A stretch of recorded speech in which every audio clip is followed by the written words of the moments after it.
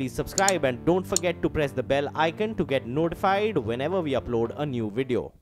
London में PM Modi के भाषण पर कांग्रेस और एनसीपी ने निशाना साधा।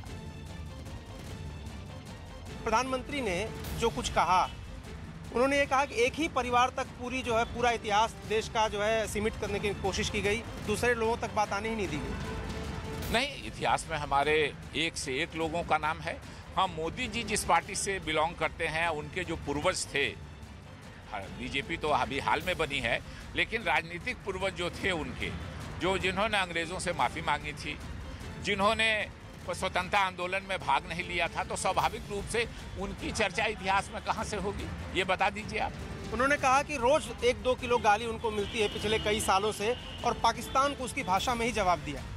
देखिए, सर्जिकल स्ट्राइक सबसे बड़ा 2011 में जिंजर नाम से हुआ था, और ये गूगल आप खोजिएगा, सबको मिल जाएगा।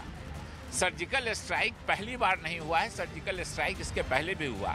फ़र्क यही है मोदी जी और हमारी सरकार में कि मनमोहन सिंह जी को तो छोड़ दिए, 2011 से 2014 तक वो प्रधानमंत्री थे, उनको छोड़ दिए, वो बड़े गंभीर आदमी है, लेकिन किसी छोटे से छोटे नेता ने भी कहा कि हमने सर्जिकल स्ट्राइक करके इतने पाकिस्तान के सैनिकों, ये स्टैंडर्ड मिलिट्री ऑपरेशंस है, जो डीजी जो मिलिट्री ऑपरेशंस के होते हैं उनके ज़रिए होता है। हम लोगों ने कभी सर्जिकल स्ट्राइक का राजनीतिकरण नहीं किया। मोदी जी की यही कमाल है कि दूसरे के काम को वो अपना काम बता के देश के लोगों को धोखा देने का काम करते हैं, ये स्पेशलिटी है मोदी जी। बादल गरजते हैं, वो बरसते नहीं। हमारे प्रधानमंत्री सिर्फ गरजते हैं।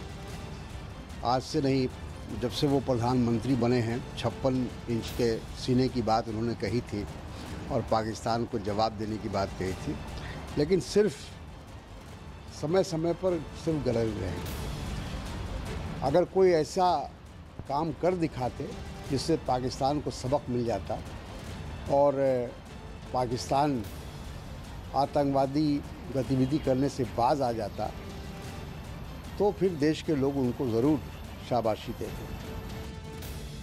बिहार में भोजपुर के उद्वंतपुरा थाने में कुछ पुलिस वाले काले रंग के कपड़े से चेहरा ढके एक आदमी को ले जाते दिखे। पुलिस का दावा है कि गिरफ्तार किया गया व्यक्ति एक शातिर अपराधी है, जिसे पुलिस ने इलाके का एक कुख्यात अपराधी बताया, जो लंबे समय की कोशिशों के बाद दबोच लिया गया। आरोप है कि पवन चौधरी नाम का ये आदमी डॉन रंजीत सिंह का दाहिना हाथ है और उसके साथ मिलकर लोगों को अवैध वसूली के लिए धमकाता था। कई हत्याएं और रंगदारी के केसेस दर्ज हुए हैं, जिसमें पवन चौधरी और उसके गिरोह, जिसके लीडर रंजीत चौधरी।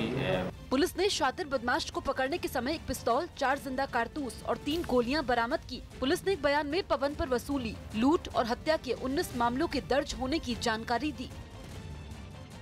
दिल्ली में अघोषित पावर कट होने पर बिजली कंपनियों को जुर्माना देना पड़ सकता है। दिल्ली सरकार ने इससे जुड़े एक प्रस्ताव को मंजूरी दे दी है, जो एलजी की मंजूरी मिलते ही कानून की शक्ल ले लेगा।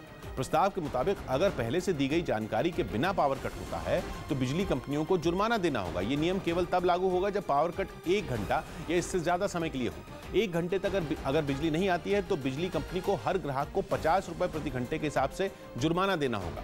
अगर पावर कट 2 घंटे से ज्यादा वक्त के लिए होता है तो जुर्माने की रकम 50 रुपए घंटे से बढ़कर 100 रुपए प्रति घंटा हो जाएगी। 1 घंटे से कम वक्त के पावर कट की छूट भी बिजली कंपनियों को एक दिन में केवल एक बार के लिए ही होगी। यानी एक ही दिन में अगर दूसरी बार बिजली कटती है, भले ही बिजली 1 घंटे से पहले आ जाए, लेकिन बिजली कंपनियों को जुर्माना देना होगा। प्रस्ताव के मुताबिक जुर्माने की ये रकम बिजली कंपनियों को ग्राहक के बिल से खुद ही काटनी होगी, लेकिन अगर ऐसा नहीं होता है तो ग्राहक इसके लिए बिजली कंपनियों के पास शिकायत कर सकते हैं। ऐसे मामलों में बिजली कंपनियों को 5,000 रुपए या फिर जुर्माने की रकम का 5 गुना, दोनों में जो भी ज्यादा हो, वो ग्राहक को देना होगा। यानी अगर बिजली कंपनी ने खुद पावर कट का जुर्माना ग्राहक को नहीं दिया तो शिकायत करते ही ग्राहक कम से कम 5,000 रुपए का हकदार हो जाएगा।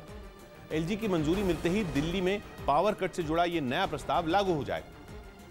राजस्थान में हाई टेंशन तार की वजह से ट्रैक्टर में आग लग गई।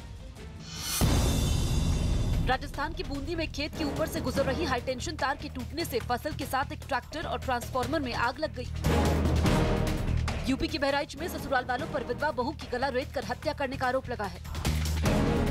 मुंबई के गिरगांव में द सिटी कोऑपरेटिव बैंक में गड़बड़ी के चलते आरबीआई के रुपए निकालने पर लगाए बैन के बाद लोगों ने हंगामा किया। उत्तराखंड के देहरादून में जिला पंचायत सदस्य के साथ बहस करने के आरोपी दारोगा को हंगामे के बाद सस्पेंड कर दिया गया।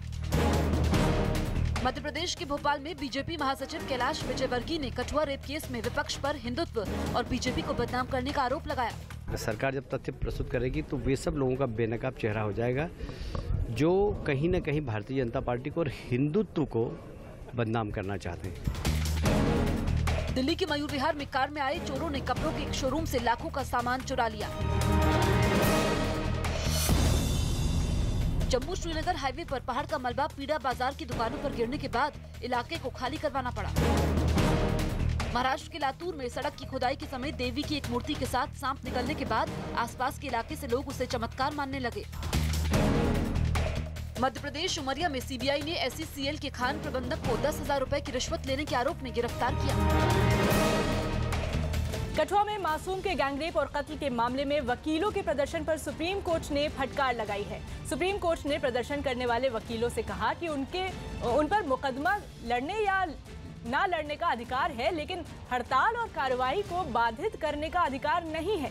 सुनवाई के दौरान कठुआ और जम्मू के प्रदर्शन करने वाले वकीलों ने सुप्रीम कोर्ट से कहा कि उनकी मांगों को मीडिया में गलत तरह से दिखाया गया, लेकिन सुप्रीम कोर्ट उनकी दलील से सहमत नहीं दिखाई दिया। इस बीच वकीलों के बर्ताव की जांच के लिए बार काउंसिल ने अपनी एक टीम कठुआ भेजी है। एहतशाम हमारे सहयोगी फोन लाइन पर जुड़े। एहतशाम, क्या मामला है, क्या कुछ कहा सुप्रीम कोर्ट ने?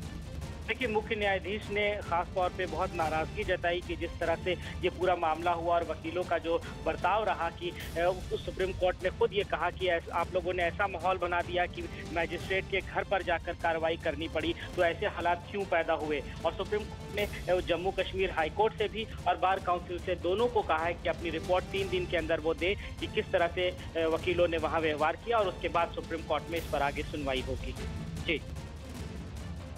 जी शुक्रिया एहतशाम। नोएडा के सेक्टर 108 में एक बार में एक आदमी का शव मिला है। स्थानीय लोगों के मुताबिक कार से बदबू आने के बाद उन्होंने पुलिस को जानकारी दी। इसके बाद पुलिस ने कार की तलाशी ली जिसमें एक आदमी की लाश मिली।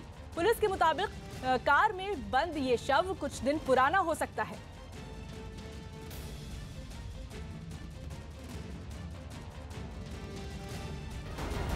बिहार की राजधानी पटना में राज्य के पूर्व स्वास्थ्य मंत्री तेज प्रताप अपने छोटे भाई तेजस्वी यादव के साथ एक होटल में दाखिल होते नजर आए। इस होटल में लालू यादव के बड़े बेटे तेज प्रताप की सगाई राजनीतिक परिवार से ताल्लुक रखने वाली ऐश्वर्या के साथ हुई।